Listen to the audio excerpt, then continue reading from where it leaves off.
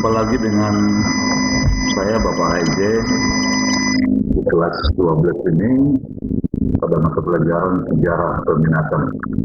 Nah, sebelum kita awali pembelajaran kita baiknya berdoa dulu ya, menurut agama dan kepercayaan kita masing-masing. Bapak pimpin doa dan anak ibu kami supaya berdoa juga di tempatnya masing-masing. Doa kita mulai.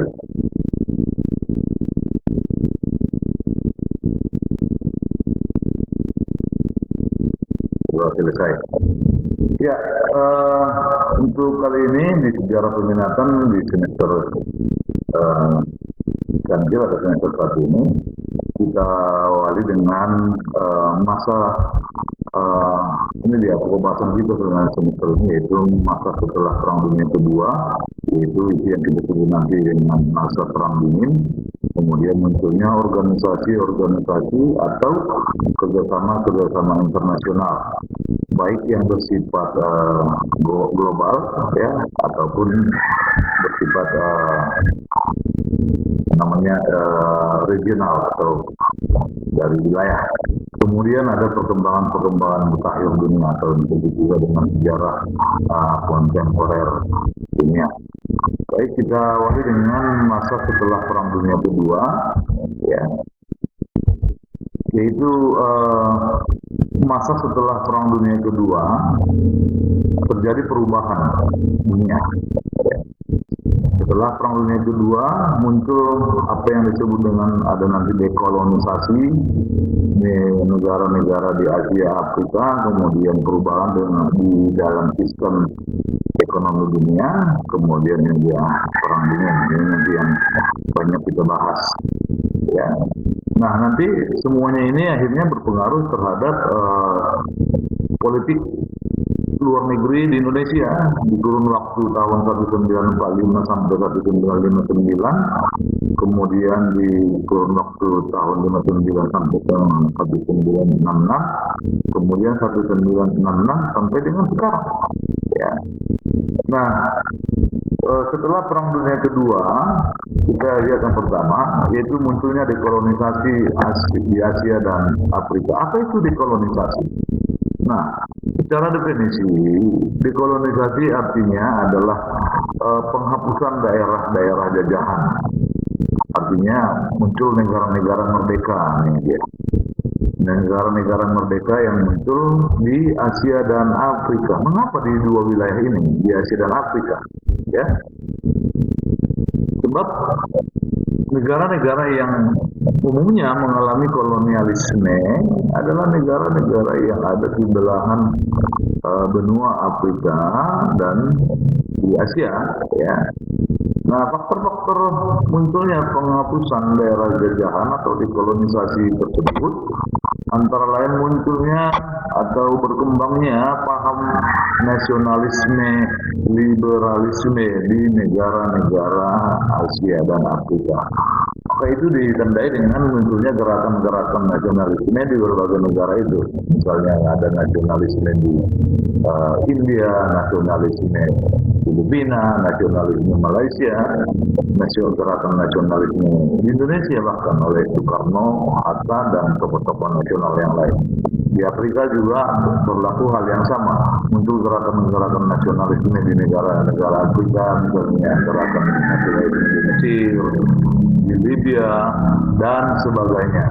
Nah, tentu saja apa yang faktor yang berikut yang menyebabkan munculnya dekolonisasi itu adalah adanya kebijakan dari negara-negara barat atau negara-negara sekutu, ya, untuk memberikan kemerdekaan kepada negara-negara, kepada bangsa-bangsa yang ada di Asia dan Afrika. Nah, itu tidak lain adalah untuk ada dukungan kepada negara sekutu dalam Perang Dunia Kedua, ya. Misalnya dengan memberikan janji kemerdekaan. Contohnya apa? Contohnya di Indonesia. Pada masa pendudukan Jepang, ya, Jepang memberikan janji kemerdekaan kepada Indonesia. Agar apa? Nah, agar Indonesia mau membantu Jepang menghadapi Sekutu dalam perang Asia Timur Raya atau perang Pasifik atau perang dunia kedua di Asia. Nah, hal yang sama berlaku, kebijakan itu dilakukan oleh Sekutu, memberikan janji-janji kemerdekaan. Nah, setelah Perang Dunia Kedua, muncul sistem ekonomi dunia yang berubah dan terakumulasi atau terhimpun dalam dua blok, ya, dua sistem ekonomi, yaitu yang pertama sistem ekonomi liberal kapitalis yang dipimpin oleh Amerika Serikat, yaitu artinya kebebasan dalam berusaha dan mengutamakan kepemilikan modal dalam persaingan usaha secara definitif. Kemudian kegiatan ekonominya ditentukan oleh pasar atau masyarakat, itu dia liberalis kapitalis. Nah, golongan yang kedua atau blok yang kedua adalah blok yang berasal dari Uni Soviet, ya, yaitu sistem ekonomi sosialis komunis, yang artinya kegiatan ekonomi diatur, ya, oleh negara. Jadi menurut kami ada penguasaan negara yang sangat besar terhadap sumber ekonomi atau kegiatan ekonomi di masyarakat. Itu yang berbeda dengan liberal kapitalis. Ya, itu di liberal kapitalis kegiatan ekonomi ya ditentukan oleh pasar, ya, oleh masyarakat. Ya, sebaliknya yang sosialis komunis ditentukan oleh negara.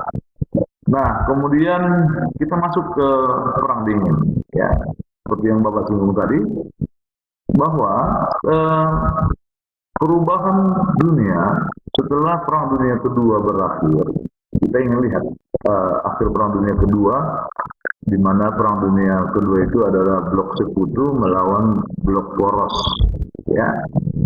Blok Sekutu di situ ada Amerika Serikat, Uni Soviet, kemudian ada Inggris, ada Perancis, ada Belanda dan sebagainya, yaitu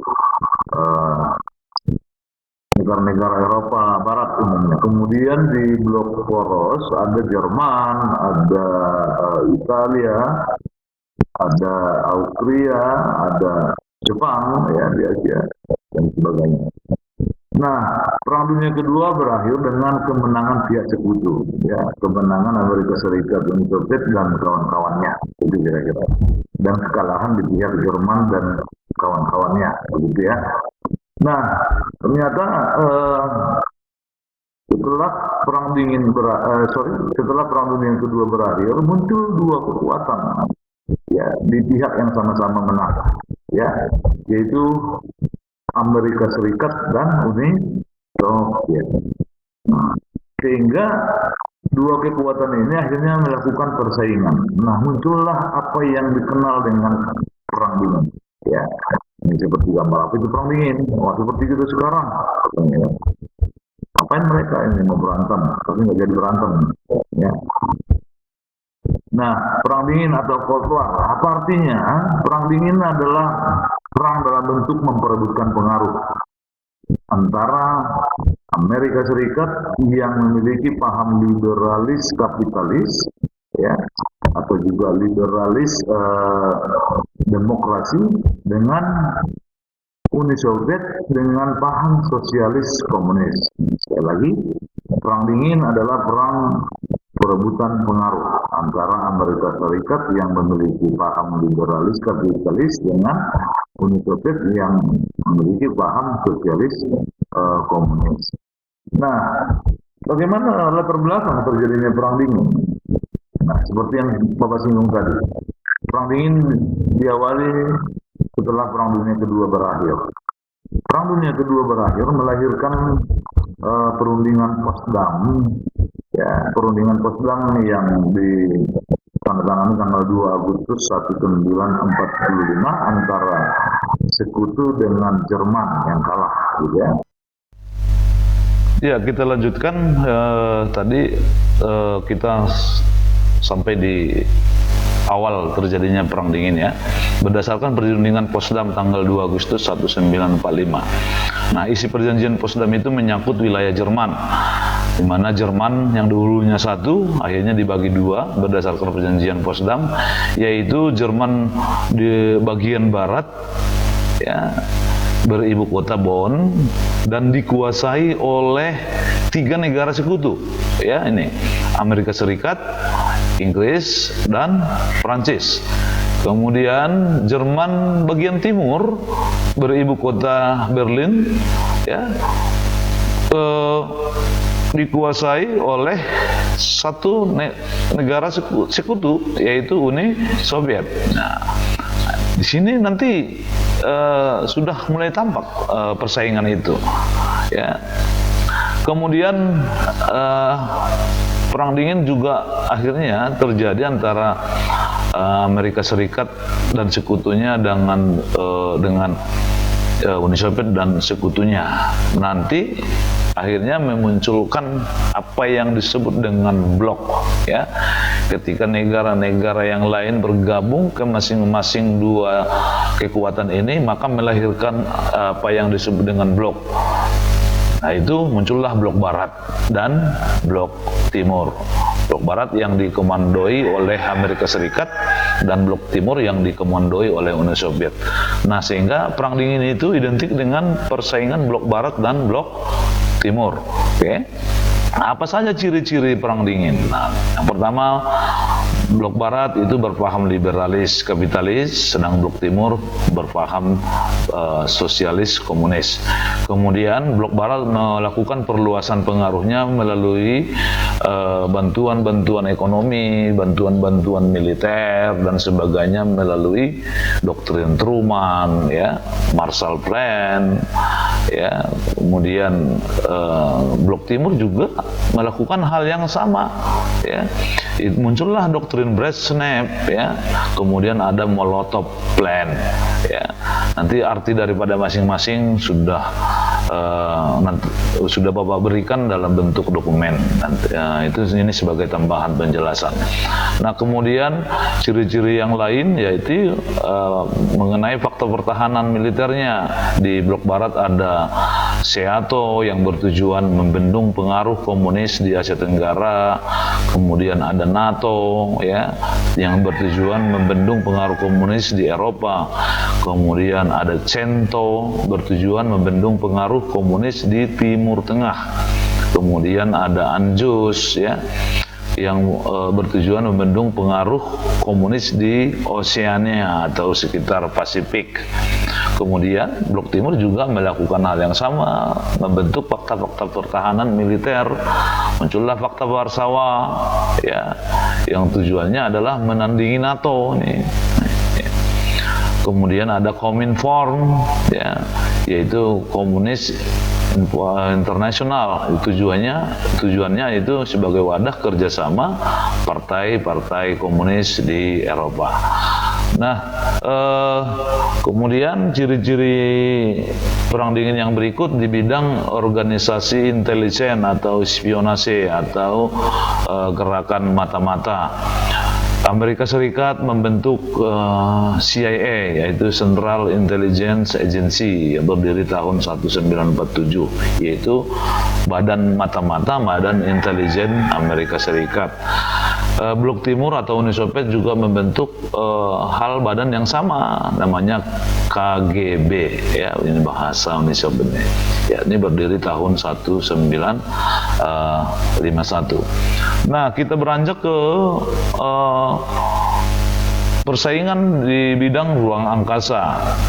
Ya, di bidang ruang angkasa, Amerika Serikat dan Uni Soviet saling berlomba-lomba untuk memperebutkan ruang angkasa, ya, untuk mengembangkan satelit, ya, kemudian intelijen, ya, gerakan mata-mata dan sebagainya, sehingga persaingan antara dua negara ini akhirnya melahirkan apa yang disebut dengan Star Wars atau Perang Bintang. Itu simbol atau julukan bahwa persaingan sudah sampai ke perlombaan di bidang ruang angkasa. Nah, perlombaan di bidang ruang angkasa ditandai dengan peluncuran pesawat-pesawat ruang angkasa oleh Amerika Serikat dan Uni Soviet. Ya, diawali oleh Uni Soviet tahun 1957 meluncurkan Sputnik 1 dan Sputnik 2. Kemudian ada Amerika Serikat meluncurkan Explorer 1 dan Explorer 2 tahun 1958. Nah, ini kemudian diikuti lagi oleh pesawat ruang angkasa yang lain. Ya, misalnya Uni Soviet ada meluncurkan Sputnik, ada Lunix, Amerika Serikat juga meluncurkan Explorer, ada Discovery, dan kemudian ada Apollo, ya, yaitu salah satunya Apollo 11 yang berhasil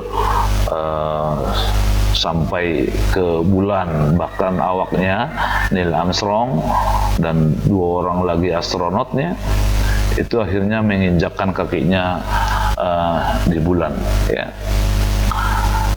Kemudian ada perang dingin juga berpengaruh terhadap negara-negara lain, yaitu yang kita kenal dengan perluasan perang dingin sampai ke negara-negara yang bahkan secara langsung tidak terlibat dalam perang dingin, tetapi memiliki pengaruh dan akhirnya terlibat dalam persaingan, dalam perebutan pengaruh itu, ya. Nah, perluasan perang dingin menimbulkan revolusi Cina, ya. Di Cina terdapat 2 partai besar yang bersaing. Ada Partai Nasionalis atau yang disebut Kuomintang yang didirikan oleh Dr. Sun Yat-sen bersaing dengan Partai Komunis yang didirikan oleh Lee San. Itu.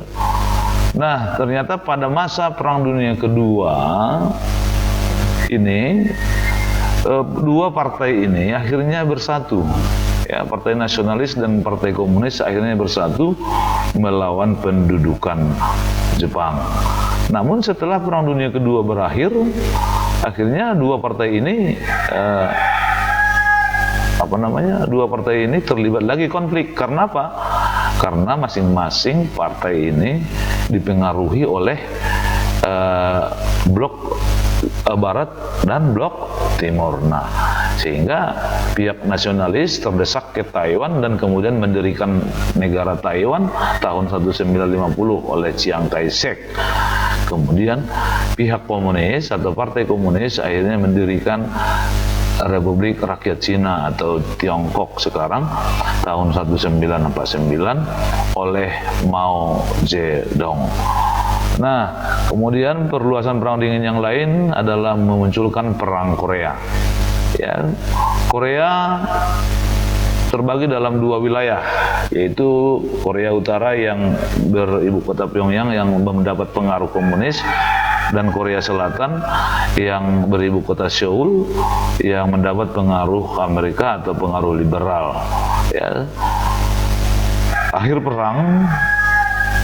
perang Korea, ya, 1950 sampai 1953, yaitu ditandai dengan lahirnya perjanjian Panmunjom tahun 1953 yang berisi batas 2 negara dibatasi oleh garis 38 derajat lintang utara. Jadi dibagi 2 negara itu. Namun bukan berarti konflik Korea Utara dan Korea Selatan berakhir dengan berakhirnya perjanjian Panmunjom ini. Bahkan sampai sekarang kedua negara masih bersaing atau bersitegang. Karena apa? Itu awalnya dipengaruhi oleh komunis dan liberal.